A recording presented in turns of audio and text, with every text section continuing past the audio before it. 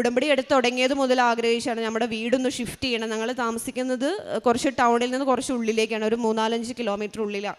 അപ്പോൾ അവിടെ നിന്ന് ടൗണിലേക്ക് മാറണമെന്ന് കുറേ നാളായിട്ട് ഞങ്ങൾ ആഗ്രഹിക്കുന്നുണ്ടായിരുന്നു. അതും പരിശുദ്ധ അമ്മയുടെ അനുഗ്രഹത്താൽ സാധിച്ചു തന്നു. അതുപോലെ ഞാൻ ചെറുതും വലുതുമായ ഒരുപാട് അനുഗ്രഹങ്ങൾ മാതാവ് നൽകിയിട്ടുണ്ട്. പിന്നെ ഞാൻ ചെയ്ത കാരുണ്യ പ്രവർത്തികൾ എന്ന് പറയാനായി, പത്രം ഇവിടെ വരുമ്പോഴൊക്കെ പത്രം വാങ്ങിക്കും.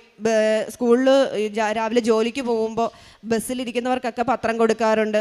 ആദ്യമൊക്കെ ഞാൻ പത്രം വാങ്ങിക്കുമ്പം കോട്ടയം മെഡിക്കൽ കോളേജിൽ നമ്മുടെ അവിടെ ഹോസ്പിറ്റലിലൊക്കെ കൊണ്ട് കൊടുക്കും. പക്ഷെ പിന്നീട് അവിടെ ചെന്ന് കഴിയുമ്പം നമ്മൾ ചെന്ന് പോയി കഴിയുമ്പോഴായിരിക്കും അവർ പറയും, ഇപ്പോൾ 2 പേര് വന്നുപോയി, 3 പേര് വന്നുപോയി എന്ന് പറയും. ആ കിട്ടുന്ന പത്രങ്ങൾ മുഴുവൻ അവരുടെ ടേബിളിൽ വെക്കാനും അവരുടെ ചോറ് പൊതിയാനും അല്ലെങ്കിൽ അവരുടെ സാധനങ്ങൾ പൊതിയാനും ഒക്കെ ആയിട്ടാണ് ഞാൻ പലപ്പോഴും കണ്ട് എനിക്ക് ഭയങ്കര ബുദ്ധിമുട്ട് തോന്നിയിട്ടുണ്ട്. അതുകൊണ്ട് ഇപ്പം ഞാനത് ഹോസ്പിറ്റലിൽ കൊടുക്കാറില്ല. അവിടെ ചെല്ലുമ്പോൾ